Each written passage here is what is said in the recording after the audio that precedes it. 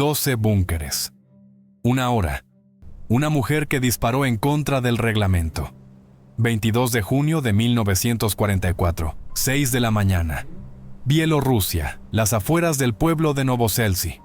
Las fortificaciones alemanas resistían hasta el final. Hormigón, tierra y troneras de acero estaban incrustadas en la ladera de la colina tan densamente que acercarse parecía imposible. La artillería llevaba ya 2 días golpeándolas, sin resultado. Los proyectiles rebotaban en el hormigón como guisantes contra una pared. La infantería estaba tendida a 300 metros de las posiciones. Más allá, solo había muerte. El cuartel general calculó que para tomar esa altura harían falta no menos de 200 hombres, quizá los 300. Pero a las 7 de la mañana los 12 búnkeres habían enmudecido, destrozados, ardiendo, muertos, con solo 8 soldados heridos entre los atacantes. ¿Cómo ocurrió esto? Los artilleros miraban a la comandante del cañón, Agafia Timofeyevna Sigorina, y se llevaban el dedo a la sien. Había colocado el cañón de 76 milímetros casi en vertical, con un ángulo de unos 70 grados. Así no se dispara, no es un mortero, sino un cañón de tiro directo. El apuntador, Semyon Laptev, no aguantó y le preguntó qué estaba haciendo. Sigorina respondió con calma: dará en el blanco, desde arriba, y dio. El proyectil seguía una trayectoria curva, subía en arco y caía directamente en la tronera o sobre el techo del búnker, allí donde el hormigón era más delgado y no se esperaba el impacto. Para entender de dónde surgió esa idea, hay que retroceder 3 semanas. Agafia Timofeyevna Sigorina tenía 27 años, era subteniente, comandante de la dotación de un cañón de la 4ª batería del 128 Regimiento de Artillería de la Guardia, originaria de la región de Tambov, del pueblo de Kamenka. Su padre era herrero, su madre murió temprano, y el cuidado de 2 hermanas menores recayó sobre ella, mientras su padre empezó a beber. Sigorina trabajó desde niña en la herrería y comprendió lo esencial. El metal no se puede romper por la fuerza, hay que saber esperar. Calor, golpe, agua, todo a su tiempo. De lo contrario, o no lo dominas, o lo rompes. A los 19 años entró a trabajar en la fábrica de tractores de Tambov como tornera de 4ª categoría. Vivía en un dormitorio y leía mecánica por las noches bajo una bombilla tenue. Los obreros la llamaban profesora, casi siempre con una sonrisa burlona. Ella respondía de forma sencilla: cuando entiendes la causa, puedes arreglarlo todo. Agafia, he leído tu cuadernillo sobre los ángulos de afilado. Cambié el ángulo y la pieza empezó a salir como por mantequilla, un 20% más rápido. Toma. No bebo, respondió Sigorina con calma. ¿No bebes?, se sorprendió sinceramente Korobov. ¿Y tu padre? Mi padre bebe precisamente porque yo no lo hago, cortó ella. Agafia realmente no tocaba el alcohol. Había visto demasiado bien en qué había convertido el alcohol a un hombre antes fuerte. Manos temblorosas, mirada turbia, trabajo a medias. Y se prometió que con ella no pasaría lo mismo.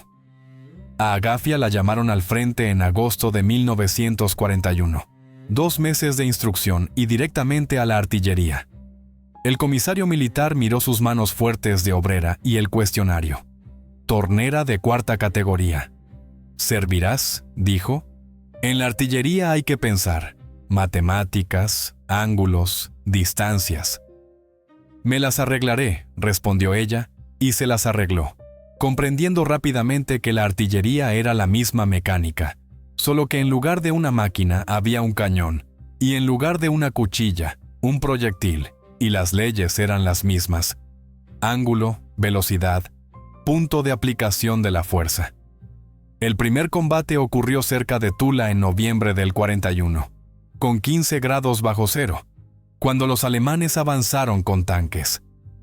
Sigorina estaba junto al cañón, un viejo 45, que solo podía perforar el blindaje alemán por el costado y a corta distancia.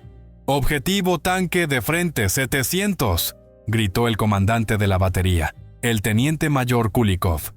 Disparo. El proyectil golpeó el blindaje frontal del Panzer III y rebotó. ¡Al costado! ¡Cuando gire, dispara! El tanque giró. El segundo disparo perforó el blindaje. El vehículo se detuvo y del interior empezó a salir humo. Agafia era la segunda sirviente, llevaba los proyectiles y observaba el combate como hipnotizada, anotando para sí. El frontal no se perfora, el costado sí. Znachit, todo lo decide el ángulo de impacto. Cuanto más agudo, mayor la probabilidad de rebote. Sigorina, no te quedes ahí, rugió Kulikov. Ella agarró el proyectil frío. Las manos se le congelaban en los guantes rotos, pero la cabeza ardía. Después del combate se acercó al comandante. «Camarada teniente mayor, ¿por qué siempre disparamos solo en tiro directo?» Kulikov la miró como si estuviera loca. «Porque es un cañón, no un mortero». «A la orden», respondió ella, pero la idea no la soltaba. ¿Y si se eleva más el tubo? ¿Y si se hace que el cañón dispare en tiro curvo, en arco, desde arriba? ¿Para qué serviría eso? En 1941 aún no lo sabía. La respuesta llegó en 1944. En 2 años y medio de guerra, Sigorina ascendió a subteniente, comandante de un cañón CS-3 de 76 mm, con una dotación de 6 hombres. El mejor apuntador de la batería, Semyon Laptev, un chico de 20 años de Riazán. El cargador de munición Fyodor Dubinin, de 19, de las afueras de Tambov. El sirviente Alexei Skvortsov, de 22 años, de Moscú. Y otros 3 jóvenes recién salidos de la instrucción. Y en Laptev, Agafia. Confiaba sin reservas. Una de las tardes de mayo de 1944, cuando el regimiento estaba descansando en una aldea bielorrusa, Laptev preguntó de repente si era cierto que la comandante no bebía. Sigorina en ese momento estaba reparando la mira. No levantó la cabeza. No bebe, en absoluto. Él volvió a preguntar sorprendido. Ella dejó el destornillador. Lo miró con calma y dijo que había visto en qué convierte el vodka a las personas. Su padre se había hundido en la bebida. Su madre había acabado en la tumba. Y ella no necesitaba ese camino. Laptev sonrió con ironía. Pensaba que ella era alguien especial, casi una santa. Sigorina respondió brevemente: «No es una santa, simplemente sabe con exactitud lo que no quiere». Luego él preguntó qué quería en realidad. Ella guardó silencio durante un largo rato. Después dijo en voz baja: volver a casa, casar a sus hermanas, que su padre muriera sobrio, volver a trabajar en la fábrica. Y añadió, tras una pausa: si logra sobrevivir. Laptev asintió. Nunca volvieron a ese tema. Sigorina tenía una costumbre extraña que la dotación había notado desde hacía tiempo. Antes de cada combate sacaba del bolsillo un pequeño trozo de metal, pulido y liso, del tamaño de una uña. Lo apretaba en la palma durante unos segundos y luego lo guardaba de nuevo. Una vez Dubinin preguntó si era un amuleto. Ella sonrió y respondió que no. Era un fragmento de la primera pieza que había entregado en la fábrica, un casquillo para un tractor, y lo necesitaba para recordar que todo sale bien a la primera si se hace correctamente. La dotación no entendió la filosofía, pero no tocó la costumbre. Sigorina escribía a sus hermanas una vez cada 2 semanas, de forma breve y sin detalles: viva, sana, pronto nos veremos. Las cartas llegaban pocas veces, pero cada una la releía una y otra vez. La mayor escribía sobre su trabajo en el hospital, la menor sobre la escuela y siempre la misma pregunta: ¿cuándo terminará la guerra? Nadie tenía respuesta. A veces, en raros momentos de silencio, Sigorina pensaba en el futuro. Si habría fábrica, si habría ejército, si existiría siquiera ese después. Pero apartaba rápidamente esos pensamientos. En la guerra no se puede pensar en la muerte. Hay que pensar en el trabajo, en cómo sobrevivir hoy, cómo conservar a la dotación y hacer que el proyectil llegue justo donde debe. Y ella lo lograba. No era temeraria ni se lanzaba al ataque gritando, pero era fiable, serena y calculadora. Y eso lo apreciaban tanto los comandantes como los soldados. cuando Sigorina decía cómo había que hacerlo, nadie discutía. Sabían que no llevaría a nadie a la muerte a ciegas, pero ni siquiera ella podía calcularlo todo. A comienzos de junio de 1944, el regimiento llegó a los bosques bielorrusos, donde por delante se extendía la defensa alemana, profunda, densa, con búnkeres de hormigón, trincheras y campos de minas. Los alemanes se aferraban a cada metro de terreno.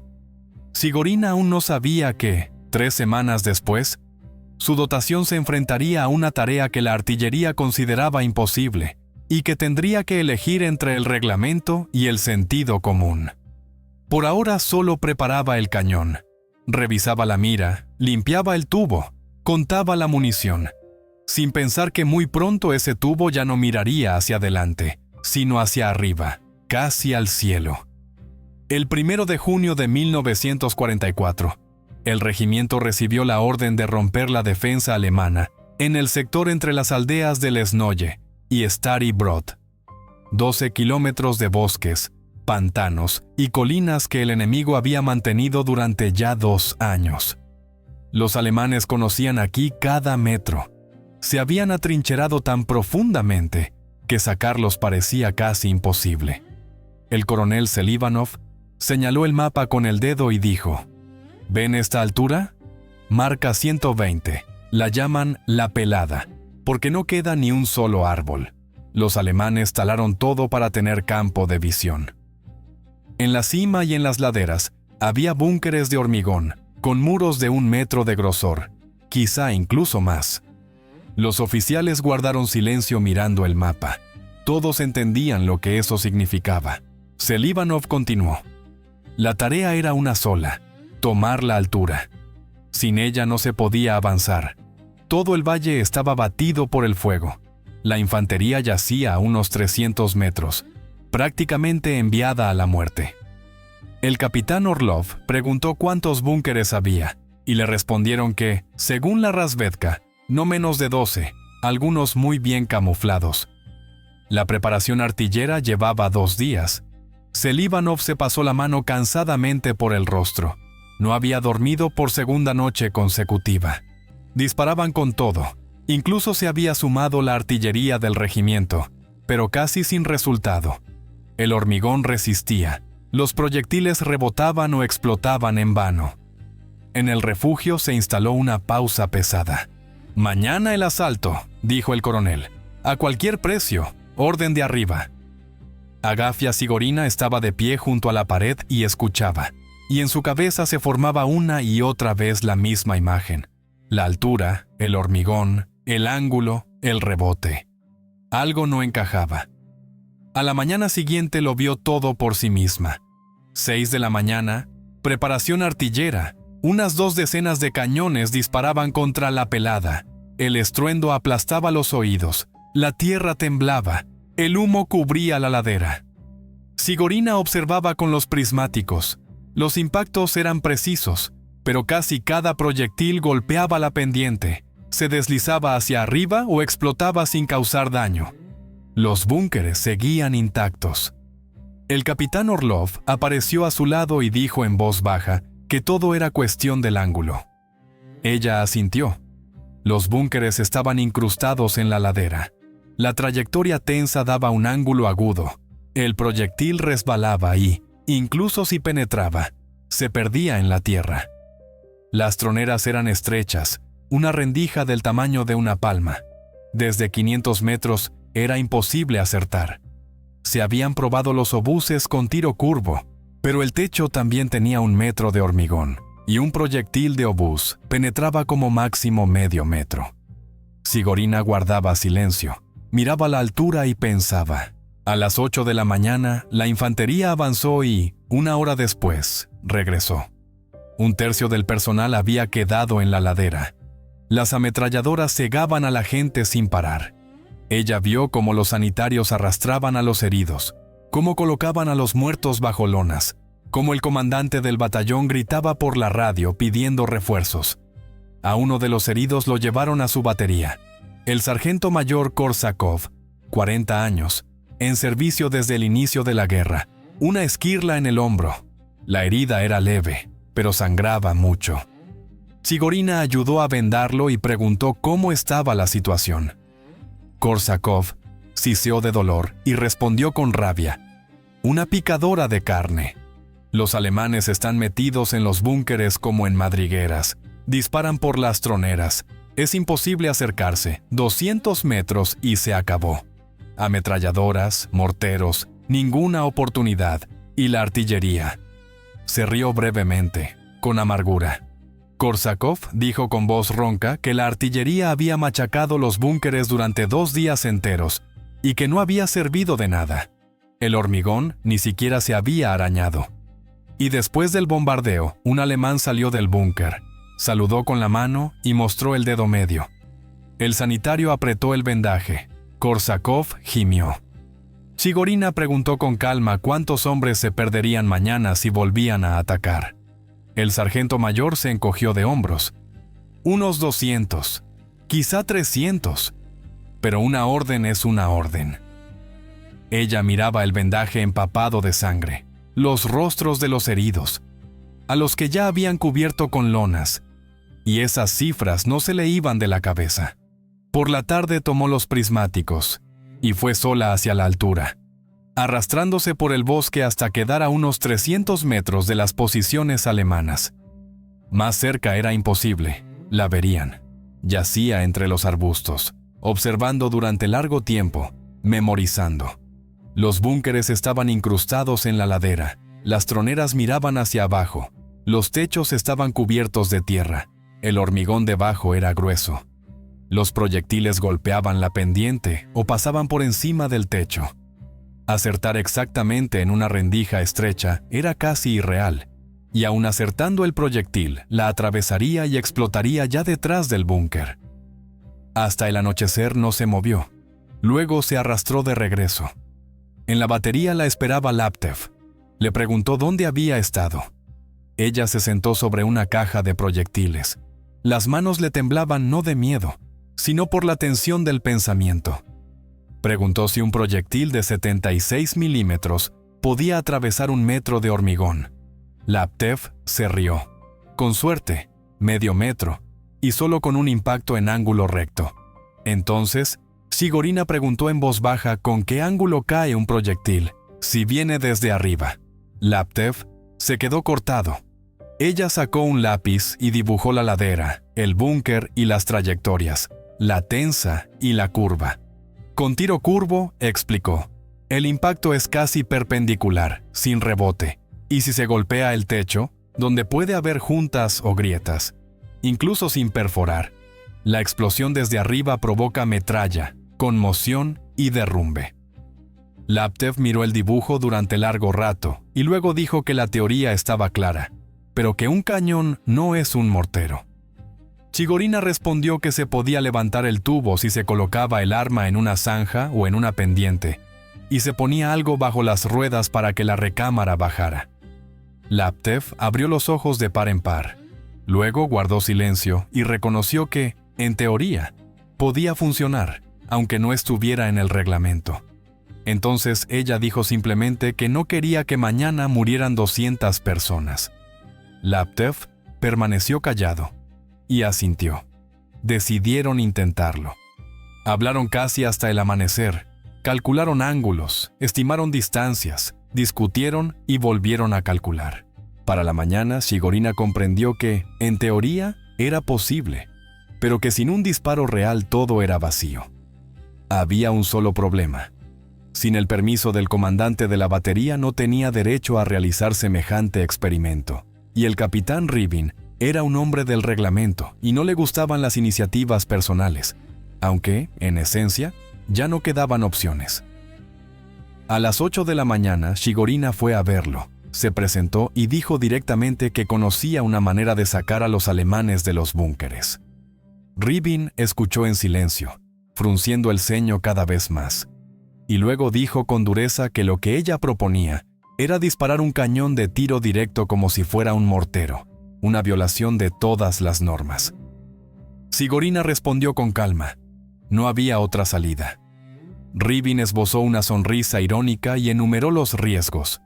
El cañón podía volcarse, la recámara hundirse en la tierra, el cierre atascarse, el proyectil salir disparado hacia quién sabe dónde.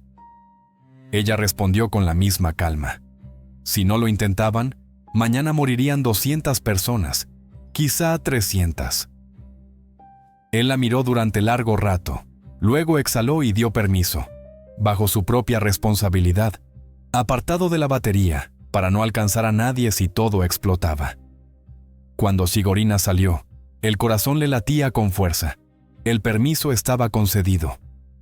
Reunió al cálculo y dijo directamente que dispararían en tiro curvo con el CS-3. Nadie se rió. Skvortsov preguntó si era peligroso. Ella respondió con honestidad. Quizá. Quien no quisiera, podía no participar. Silencio. Luego Laptev dijo que en un año ella no los había fallado ni una sola vez y que él iba. Los demás asintieron. Eligieron un lugar apartado, a unos 300 metros, detrás de una ladera. Arrastraron el cañón con dificultad. 600 kilos de metal, pero lo lograron. El mecanismo de elevación daba como máximo 37 grados, luego el tope. Colocaron troncos bajo la recámara y el tubo empezó a subir. 50 grados, poco, más. 65. Otro tronco. 70. El cañón parecía a punto de volcarse, con el tubo apuntando al cielo. Ya no parecía un cañón. Tomaron un proyectil de alto explosivo y una carga reducida para no pasarse. La mira no servía a ese ángulo. Apuntaban a ojo. Todos se apartaron. Sigorina accionó la palanca ella misma. El estruendo. El cañón retrocedió. La recámara golpeó la tierra. Las ruedas saltaron, pero resistió. Humo, zumbido en los oídos. Laptev carraspeó que funcionaba. Sigorina se levantó y miró hacia la altura. No se distinguía el cráter. Hacía falta un observador. Dubov se arrastró hasta el borde del bosque, regresó a los pocos minutos y dijo: exceso, unos 100 metros más allá de la altura. Quitaron un tronco y dispararon de nuevo. Corto. Otra corrección. Tercer disparo. Dubov gritó que habían acertado. Se veía la explosión en la ladera. Sigorina sonrió por primera vez en toda la mañana. Por primera vez en un día apareció un resultado. El método funcionaba. Ahora quedaba lo principal: acertar exactamente en el búnker. Dispararon algunos proyectiles más, corrigieron el fuego, cambiaron el ángulo, hasta que al anochecer, Sigorina comprendió que era posible alcanzar un búnker concreto. Difícil, pero real. Fue de inmediato a ver al capitán Rybin y le informó de que el método funcionaba. Él no lo creyó a la primera, pero tras escucharla le concedió 2 horas por la mañana y advirtió: o éxito o consecuencias. Sigorina volvió con el cálculo. Se sentaron junto al cañón, en silencio, fumando. Todos pensaban en lo mismo: mañana, o ruptura, o final. Laptev preguntó si estaba segura de que funcionaría contra todos los búnkeres, y no solo uno. Ella respondió con sinceridad: no había certeza, pero si no lo intentaban, mañana morirían 200 personas. No quería que todo se repitiera. Laptev asintió y bromeó con amargura diciendo que, si no salía bien, se lo recordaría en el otro mundo. Acordaron todo y se acostaron. Pero Sigorina no pegó ojo. Permanecía acostada contando ángulos, disparos y tiempo, entendiendo que 36 proyectiles eran casi 2 horas de trabajo bajo un posible fuego de respuesta. En su cabeza giraban imágenes de ataques y pérdidas, y de pronto se incorporó, decidiendo que mañana sería distinto. De noche salió hacia el cañón, apoyó la palma en el tubo frío, y susurró preguntando si estaban listos. Al volver, se obligó a acostarse y, antes del amanecer, despertó con el corazón golpeando desbocado. Al alba el aire estaba húmedo, olía a tierra y a humo. El cañón seguía allí, inclinado contra el reglamento, pero no había otra manera. Volvió a apretar en la mano el pequeño trozo de metal, recordándose el primer día en la fábrica, el miedo y el cálculo preciso. Las dudas se le metían en la cabeza, pero las apartó. No era el momento. Laptev trajo té. Bebieron en silencio mirando el cañón, sabiendo que en una hora todo se decidiría. A las 5:30 el cálculo se reunió. Sigorina desplegó el mapa y explicó con calma el orden de trabajo. Empezar por el flanco derecho, corrección por Dubov, luego en círculo, sin detenerse, para terminar en una hora. A la pregunta de qué hacer bajo fuego de respuesta, tras una pausa dijo: disparar hasta el final. No hubo más preguntas. A las 6 en punto, Sigorina informó a Rybin de la disponibilidad, recibió un breve «empieza» y colgó el teléfono, comprendiendo que ya no había vuelta atrás. Agafia Timofeyevna Sigorina colgó el teléfono y se volvió hacia el cálculo. Dubov, a la posición. Los demás, preparados. Dubov se arrastró hasta el borde del bosque. Desde allí veía toda la altura y sostenía la pistola de señales. 1 bengala, corto, 2, largo, 3, impacto. Sigorina se acercó al cañón y volvió a comprobar el ángulo. 70 grados, como debía ser. Skvortsov entregó el proyectil de alto explosivo. Laptev cargó y apuntó a ojo. La mira era inútil con ese ángulo. ¡Fuego! El estruendo desgarró el silencio de la mañana. El cañón retrocedió bruscamente, la recámara se clavó en la tierra y el proyectil salió casi en vertical y desapareció en el cielo gris. Unos segundos de silencio, luego una explosión sorda a lo lejos. Sigorina miró hacia la arboleda. Una bengala roja subió al cielo. Corto. Subir el ángulo 2 grados. Colocaron el apoyo, corrigieron. Nuevo disparo. 2 rojas, largo. Entonces, en algún punto intermedio, bajar 1 grado. Tercer disparo. Pausa. 3 bengalas verdes. Impacto. El cálculo murmuró, pero Sigorina los cortó de inmediato. Silencio. Es solo el primer búnker. El siguiente. Desplazar a la izquierda. El trabajo se volvió regular. Disparo. Corrección. Impacto. El segundo búnker cayó con el tercer proyectil. El tercero, al primer intento. Las manos trabajaban solas. Apareció el ritmo. En el cuarto algo falló. Corto, otra vez corto, luego largo. Sigorina alzó la cabeza y gritó a Dubov. Desde los arbustos apareció una mano señalando. Más a la izquierda, viento. Ella lo entendió al instante. Corrección a la derecha, compensación.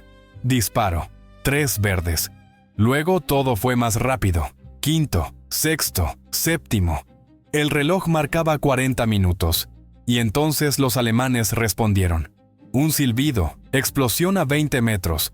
La tierra cayó sobre los cascos. Otra más, aún más cerca. Laptev miró al comandante. Sigorina se levantó, se sacudió la tierra y dijo seco. Seguimos. Si paramos, morirá la infantería. Disparaban bajo fuego enemigo. 8º búnker, destruido. 9º. La explosión fue tan cercana que la onda arrojó a Sigorina al suelo. Le zumbaban los oídos. Tenía sabor a sangre en la boca. ¡Todos vivos!, gritaron los soldados. Entonces, adelante. 10º búnker, 3 disparos, impacto, 11º. El reloj marcaba 55 minutos.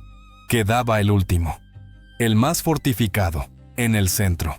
Skvortsov entregó el proyectil con manos temblorosas. Disparo. Corto. Segundo. Largo. Laptev golpeó el escudo con el puño. Tercer disparo. El proyectil desapareció en el cielo. Los segundos se hicieron eternos. Luego, una explosión poderosa, más brillante que las anteriores. 3 bengalas verdes. Impacto. El cálculo gritó al unísono.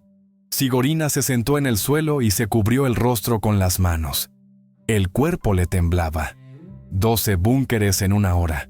La artillería alemana aún disparaba, pero ya a ciegas y sin convicción. A los pocos minutos llegó corriendo un enlace del capitán Rybin. Miró el cañón en aquel ángulo imposible, a los soldados exhaustos, y transmitió la orden. Bien hecho. Sigorina, con voz ronca, pidió que informaran. Los 12 estaban destruidos. La infantería ya avanzaba. Alzó la vista hacia la altura llamada Pelada. Desde allí, ya no disparaba ninguna ametralladora. Reinaba el silencio. Por la ladera donde apenas el día anterior morían decenas de hombres, ahora avanzaba en cadena la infantería soviética, con calma y sin bajas. Sigorina cerró los ojos. Había funcionado, aunque solo era el primer paso. Una hora después llegó al cañón el comandante del regimiento, el coronel Beretenikov. Bajó del Willis, examinó en silencio el arma, al cálculo y a la propia Sigorina, rodeó el tubo, dio una patada con la bota a los troncos bajo la recámara y dijo que, según el reglamento, eso no se hacía y que era peligroso. Ella respondió brevemente que sí, señor. Él la miró a los ojos y dijo lo principal. El método había funcionado. La altura estaba tomada. Las pérdidas eran 8 heridos y ningún muerto. Mientras que el día anterior allí habían muerto 63 hombres. Guardó silencio un momento. Le dio las gracias. Prometió informar al cuartel general del ejército y preguntó cuánto tiempo haría falta para instruir a los demás cálculos. Sigorina contestó que 1 o 2 días, que había que mostrar la instalación, la corrección y el cálculo del viento. Beretenikov ordenó empezar al día siguiente y, al marcharse, añadió que la propondría para una condecoración. Laptev se acercó e intentó bromear, pero Sigorina solo sonrió cansada.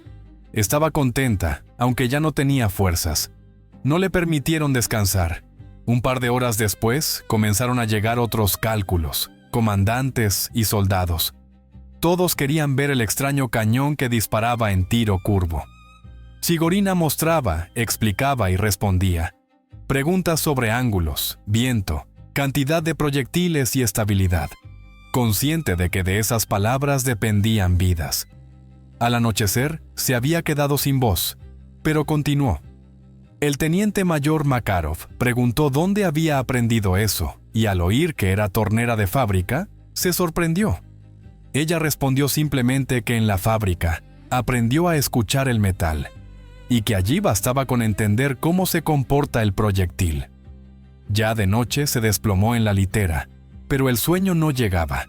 Una sola idea le daba vueltas. ¿Cuántas vidas salvaría ese método? Por primera vez en la guerra, apareció la sensación de haber hecho algo verdaderamente importante. Laptev recordó al tanquista Morozov, muerto, y dijo que aquel día no había muerto en vano, igual que los que cayeron antes, porque precisamente eso había llevado a una nueva decisión. Sigorina guardó silencio. Sabía que tenía razón.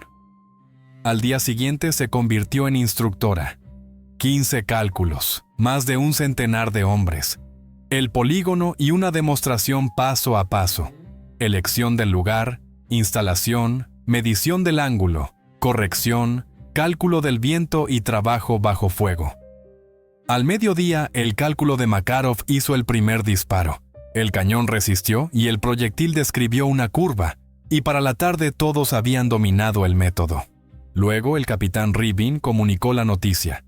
El cuartel general del ejército había aprobado el método. Se introduciría en la práctica, se describiría en las instrucciones, y se enviaría a las unidades, y el procedimiento recibiría el nombre de tiro curvo según el método del subteniente Sigorina. A ella le interesaba otra cosa: ¿cuántas vidas salvaría? Y Rybin respondió con honestidad: muchas. 3 días después, el regimiento volvió a la ofensiva contra otra posición fortificada. 8 cañones se colocaron a 70 grados, dispararon en tiro curvo durante 2 horas, y para el mediodía, todos los búnkeres alemanes habían enmudecido. La infantería tomó la aldea, y las pérdidas fueron 23 hombres. Hubo muchos heridos, y 3 muertos. El comandante de la división, el general de división Kuznetsov, llegó personalmente para agradecer a los artilleros y ordenó que llamaran a Sigorina. Ella informó conforme al reglamento. Kuznetsov, un hombre bajo y fornido, con el rostro curtido por el viento y unos ojos cansados pero vivos, dijo que había leído el informe sobre su método, que le parecía muy interesante, y le preguntó cómo se le había ocurrido aquella idea. Sigorina se sintió desconcertada. Nunca antes había hablado con generales. Y respondió con sencillez que había pensado por qué los proyectiles rebotaban y comprendió que todo dependía del ángulo. Si se cambiaba el ángulo, cambiaba el resultado. Kuznetsov repitió la palabra pensado, asintió y dijo que el reglamento era importante, pero no lo contemplaba todo, y que a veces había que pensar de forma más amplia, como ella. Luego le estrechó la mano y le dio las gracias por las vidas salvadas. Cuando el general se marchó, Laptev preguntó cómo se sentía al hablar con un general, y Sigorina confesó que era extraño. Llevaba 3 años combatiendo, ocultándose, disparando y sobreviviendo. Y de pronto un general le estrechaba la mano como si hubiera hecho algo especial. Laptev sonrió con ironía y dijo que precisamente eso era lo que había hecho. Simplemente había pensado, mientras que la mayoría no lo hacía. Ella guardó silencio, pero por dentro sabía que tenía razón. Para finales de junio, el método de Sigorina ya se aplicaba en varias divisiones, luego en un cuerpo, y comenzaron a llegarle cartas de oficiales desconocidos agradeciéndole. Una de ellas la conmovió especialmente. El comandante de una compañía de fusileros escribía que, durante el asalto a una altura cerca de Vitebsk, la artillería, usando su método, había destruido 7 búnkeres en 1 hora y media, con 11 heridos y ningún muerto, y que entre los combatientes había padres de familia que regresarían vivos a casa. Sigorina leyó la carta varias veces y la guardó en la guerrera junto al pequeño trozo de metal, comprendiendo por qué había valido la pena arriesgarse. Pero la guerra no tolera soluciones eternas. Para su método apareció un obstáculo en la figura del coronel alemán Schultz. El 19 de julio, el regimiento llegó a un punto fortificado junto a un cruce. Los alemanes controlaban el río y sin tomarlo la ofensiva se detendría. La Razvedka informó de muchos búnkeres. Los artilleros ya confiaban en el éxito, pero algo salió mal. Los primeros cañones dispararon en tiro curvo durante casi 1 hora.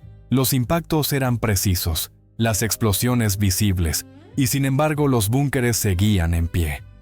Beretenikov observaba con los prismáticos sin entender por qué no había resultado y llamó a Sigorina. Ella misma miró y pidió permiso para ir a reconocer. Se arrastró más cerca de lo permitido, permaneció en los matorrales y comprendió que aquellos búnkeres eran distintos. Sobre los techos había rieles, 1 decena en cada uno, cubiertos de tierra. Los proyectiles atravesaban el suelo, golpeaban los rieles, que amortiguaban el impacto. Había explosión, pero no penetración. Regresó e informó. Beretenikov frunció el ceño. Los alemanes habían encontrado una defensa contra el tiro curvo.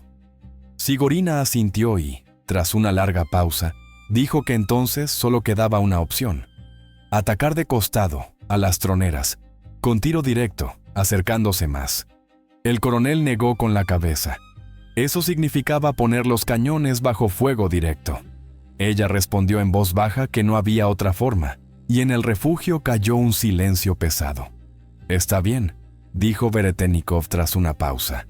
«Lo intentaremos, pero no con todas las piezas, solo con la tuya, bajo tu propia responsabilidad». Sigorina asintió y regresó a su dotación.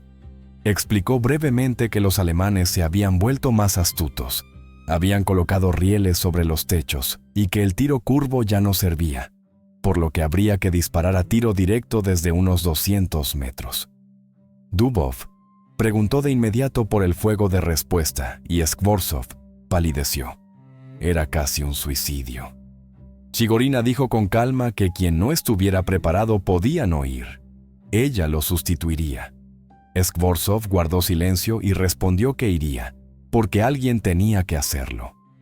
Arrastraron el cañón durante casi 2 horas, bosque, pantano, muy cerca de los alemanes, hasta ocupar una posición tras una pequeña loma, un abrigo débil, pero no había otro. El primer disparo fue un fallo, y los alemanes respondieron de inmediato. Una ametralladora barrió la loma con trazadoras. El segundo disparo dio de lleno en la tronera. La explosión fue interna y la ametralladora enmudeció. No hubo tiempo para alegrarse. Entraron en acción los morteros. Dispararon sin pausas. El segundo búnker, el tercero, el cuarto. Una mina estalló cerca y lanzó a Sigorina al suelo. Todo el cuerpo le dolía, pero se levantó y ordenó continuar. En el sexto búnker cayó Dubov. Un fragmento en la pierna, mucha sangre. Sigorina ordenó vendarlo, Skvortsov pasó a ser municionador y siguieron adelante. El séptimo, el octavo.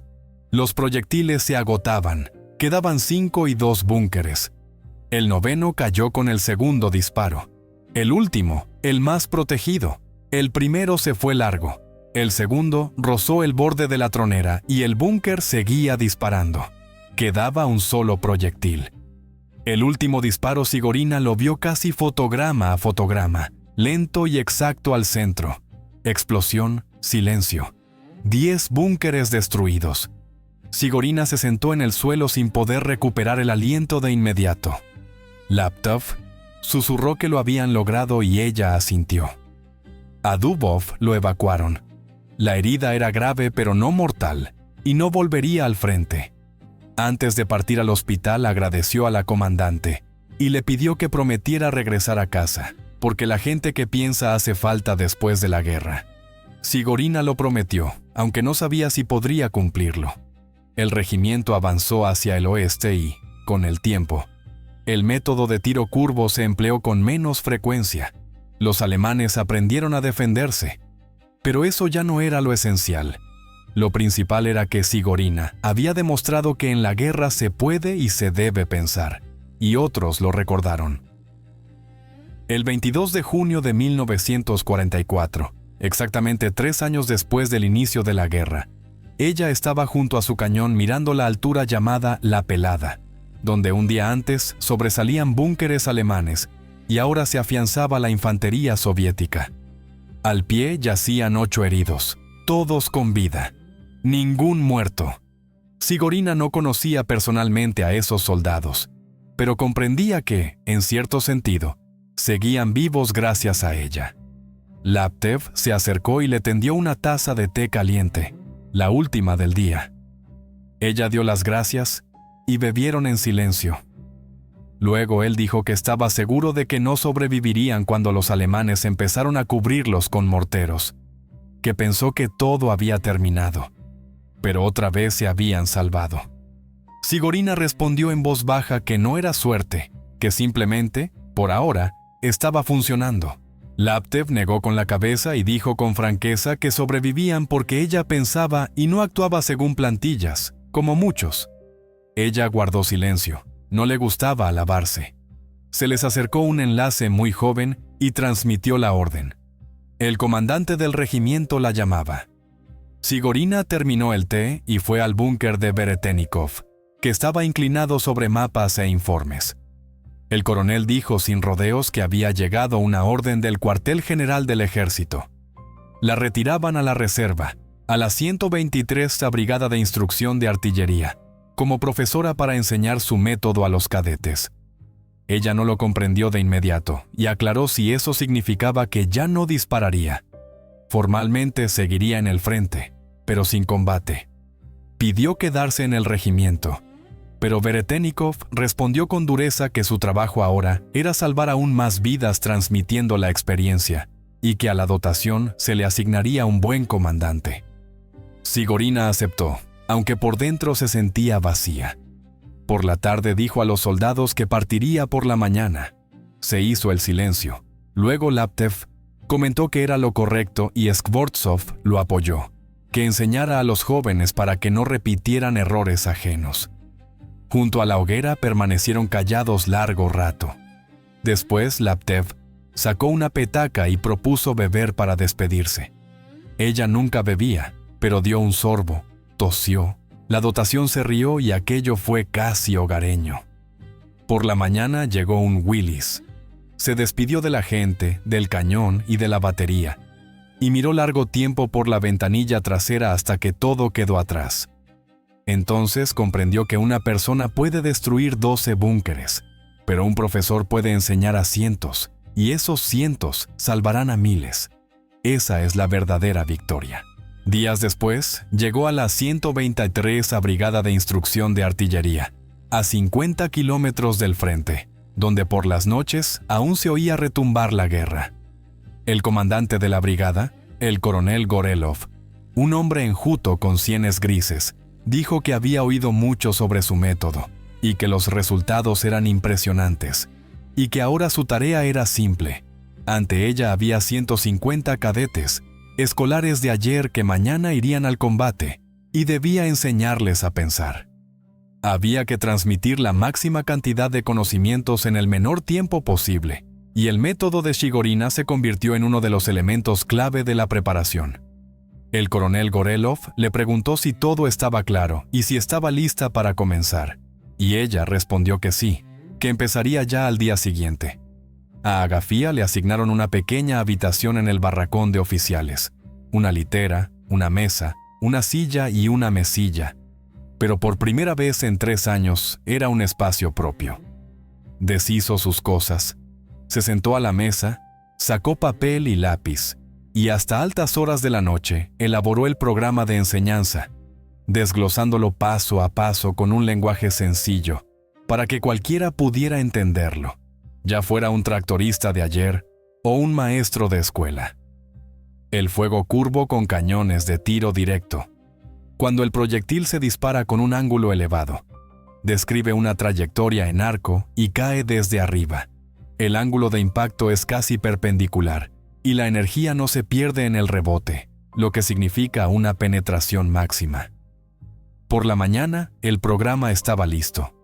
A las 8 en punto, 150 cadetes se formaron en el patio, y Shigorina, algo nerviosa, inició la clase, se presentó y dijo que había pasado 3 años en el frente, y que ese día les enseñaría aquello que había salvado muchas vidas y podía salvar las suyas. Describió un búnker incrustado en una ladera, el metro de hormigón, la inutilidad del tiro directo, y preguntó qué había que hacer. Hubo silencio. «Exacto», dijo ella. Había que cambiar el ángulo y golpear desde arriba, aunque el cañón no estuviera diseñado para ello. Luego pasó a la práctica, mostrando con calma y detalle la elección del emplazamiento, la colocación del cañón, los troncos bajo la recámara, la medición del ángulo y la corrección del fuego. Los cadetes hacían preguntas sobre el terreno blando, el viento y el fuego contra batería, y a todas respondía con serenidad, recordándose a sí misma 3 años atrás.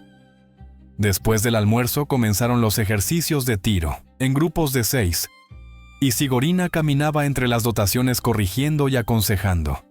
El ángulo no es el correcto. Coloca el tronco más recto. No mires el visor, mira el cañón. Al principio los proyectiles fallaban, pero hacia la tarde comenzaron los aciertos. Y cuando una dotación de chicos muy jóvenes alcanzó el objetivo con el 3er disparo, ella solo asintió y dijo que estaba bien, que repitieran para que las manos lo recordaran. Dispararon hasta el anochecer y al final del día, todos los cadetes habían practicado el método y comprendido el principio. De regreso a su habitación, Shigorina se dejó caer en la litera, agotada no por el combate ni por el miedo, sino por el trabajo y por la transmisión del conocimiento, una fatiga correcta. Una semana después, Gorelov la llamó y le comunicó la noticia. El método había sido incluido oficialmente en el Manual de Empleo de Combate de la Artillería del Ejército Rojo, por orden del Comisariado de Defensa. Y a partir de ese momento, todas las unidades de artillería estaban obligadas a estudiarlo y aplicarlo. Shigorina no comprendió de inmediato la magnitud de lo que acababa de oír. Resultaba que en todo el ejército, a lo largo de todo el frente, el método llevaba oficialmente su nombre, el método de la teniente menor Shigorina. Exactamente así figuraba en la orden. Guardó silencio, incapaz de asimilarlo. Apenas 3 meses antes había sido una comandante de dotación más, disparaba, sobrevivía, pensaba cómo proteger a su gente, y ahora su idea había entrado en los manuales del ejército y sería utilizada por miles de artilleros. El coronel Gorelov le tendió la mano, le dijo que lo había merecido, la felicitó y le comunicó que había sido presentada oficialmente para la Orden de la Estrella Roja, con la orden ya firmada y la condecoración prevista para la semana siguiente. Las medallas nunca habían sido su objetivo, pero ahora se habían convertido en una realidad, y ella respondió que intentaría estar a la altura de la confianza depositada en ella. A lo que Gorelov observó que ya lo había hecho y que ahora lo principal era seguir formando a los cadetes. Cada 2 semanas, Sigorina despedía a un nuevo contingente de unos 50 hombres, rostros muy jóvenes de 18 o 19 años. Algunos regresarían y otros no, pero ahora tenían conocimientos, y eso daba esperanza. Antes de una de esas partidas se le acercó el cadete Kolya Zverev, un muchacho pelirrojo de Tambov. Le agradeció la enseñanza y le preguntó si era cierto que había destruido 12 búnkeres en una hora sin bajas mortales. Sigorina lo miró a los ojos y le dijo que aquello no era una hazaña, que la hazaña era el sacrificio, y que lo suyo era simplemente trabajo de la mente, la capacidad de pensar.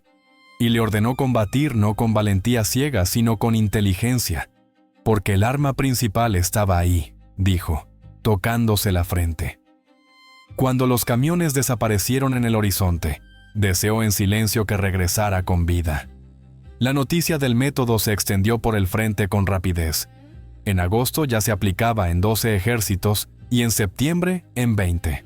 Las cartas llegaban por decenas, desde baterías, compañías y divisiones, con informes sobre búnkeres destruidos y pérdidas drásticamente reducidas. Y Sigorina las leía por las noches y las guardaba en un cajón del escritorio. Una carta la impresionó especialmente, la del teniente primero Makarov, uno de sus primeros alumnos. Durante el asalto a un nudo defensivo cerca de Minsk, habían destruido 20 búnkeres en 3 horas, perdiendo 42 hombres en lugar de los 500 previstos, es decir, 493 vidas salvadas en un solo combate. La releyó varias veces y la guardó en el bolsillo de la guerrera junto al pequeño trozo de metal y las cartas de sus hermanas, comprendiendo que aquello valía más que cualquier orden o gloria. En octubre de 1944, Sigorina fue ascendida al grado de teniente. En noviembre fue trasladada a Moscú, a la Academia de Artillería Dzerzhinsky, donde empezó a enseñar ya no a cadetes, sino a futuros comandantes de baterías y regimientos, y en sus clases hablaba no solo del fuego curvo, sino de lo esencial, que en la guerra no se puede vivir según moldes rígidos, que el reglamento es importante, pero la guerra es caos, y en él sobrevive quien sabe pensar. Cada combate, explicaba, es único, y la tarea del comandante no es seguir instrucciones de forma mecánica, sino analizar la situación, reflexionar y buscar soluciones no convencionales.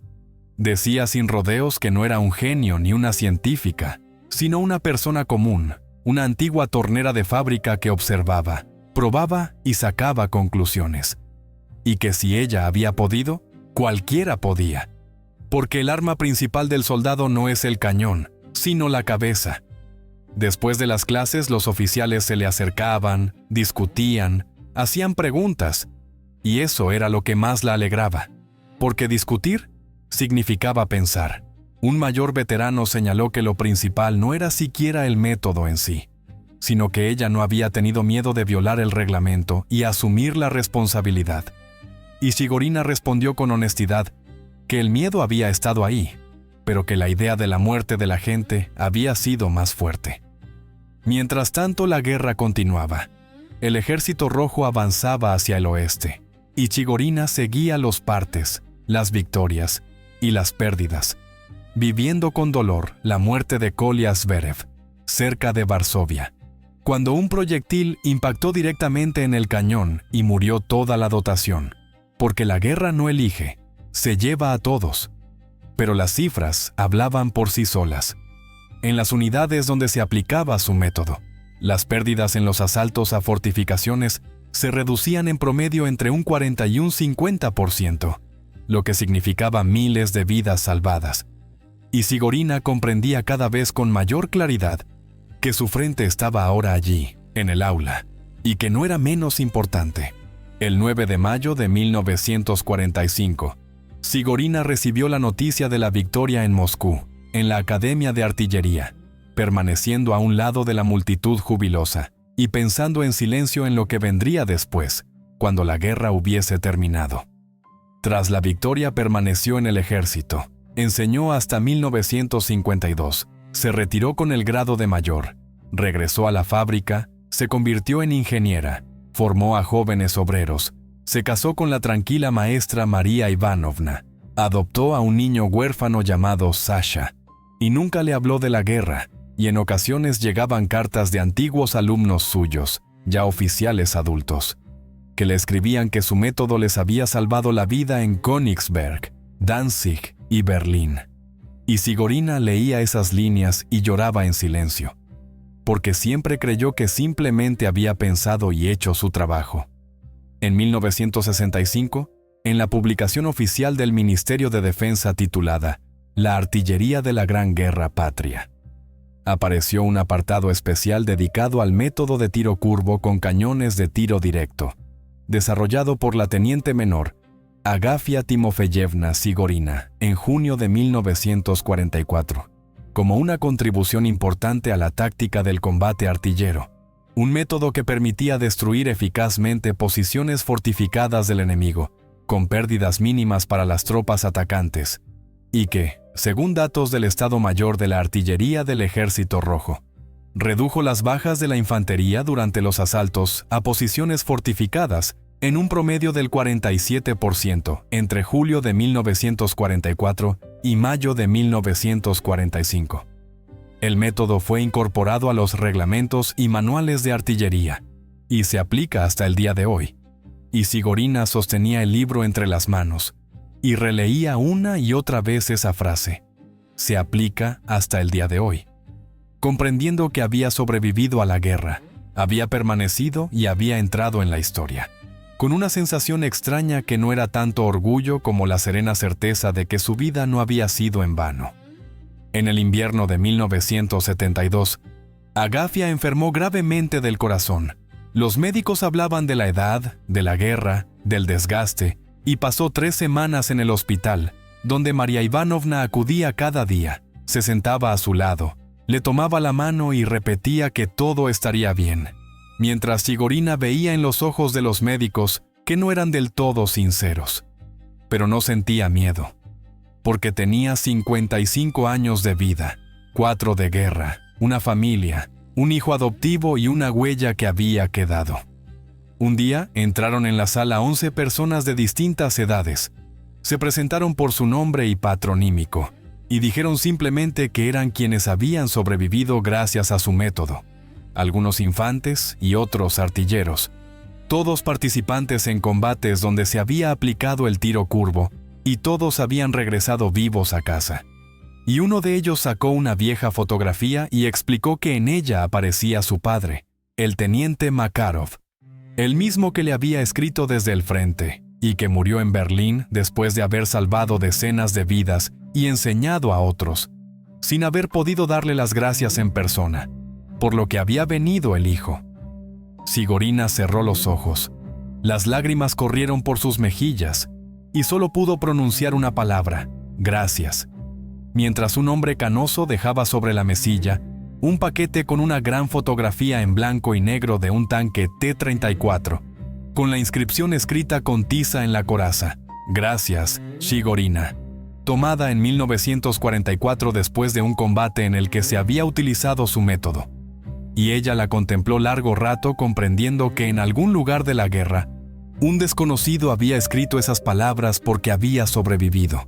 Agafia Timofeyevna Sigorina murió el 23 de febrero de 1973. En silencio, dormida, en el hospital, fue enterrada en el cementerio de la ciudad y acudieron muchas personas, familiares, alumnos y aquellos mismos 11 hombres, y en la lápida se grabó: Sigorina Agafia Timofeyevna, 1918-1973, participante de la Gran Guerra Patria, mayor de la Reserva, condecorada con la Orden de la Estrella Roja. En el monumento no se mencionaron ni el método, ni los búnkeres, ni las vidas salvadas, pero quienes lo sabían, lo recordaban. Al principio se hablaba de 12 búnkeres, de 1 hora de combate y de 8 heridos en lugar de 200 muertos. Ahora queda claro cómo fue posible. Todo lo decidió una sola persona que no tuvo miedo de pensar. No tuvo miedo de salirse del marco del reglamento y se atrevió a intentar lo que parecía imposible. No fue un genio ni una heroína en el sentido habitual. Fue una persona común, una tornera, que en la guerra hizo lo mismo que en la fábrica. Vio el problema, lo analizó y encontró una solución sencilla y evidente, pero que a nadie antes se le había ocurrido. Una solución que salvó miles de vidas. El método de Sigorina se aplica aún hoy. Figura en los manuales y reglamentos de la artillería moderna, y cada joven teniente estudia el apartado Tiro curvo con cañones de tiro directo, donde se indica explícitamente: método de la teniente menor Agafia Timofeyevna Sigorina. El nombre vive, el método vive. Y viven esas miles de personas que gracias a él sobrevivieron y dieron vida a sus hijos y nietos. ¿Cuántas personas existen hoy solo porque su abuelo o bisabuelo salió con vida de un combate donde se aplicó este método?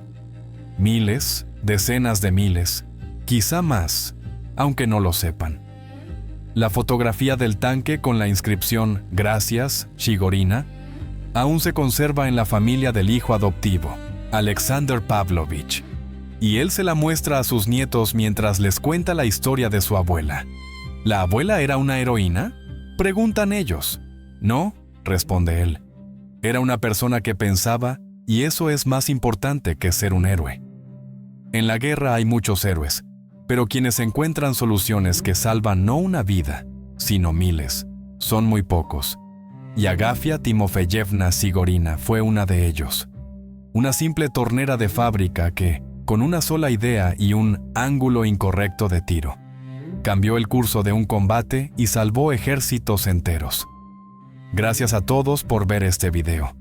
Si les gustó, no olviden suscribirse a nuestro canal Historias de la Guerra, apoyarnos con un me gusta y escribir en los comentarios qué fue lo que más les impresionó y desde qué ciudad o país nos están viendo. Su opinión es muy importante para nosotros. Aún nos esperan muchas historias fuertes y verídicas sobre la Segunda Guerra Mundial. No se pierdan los nuevos episodios y sigan con el canal Historias de la Guerra.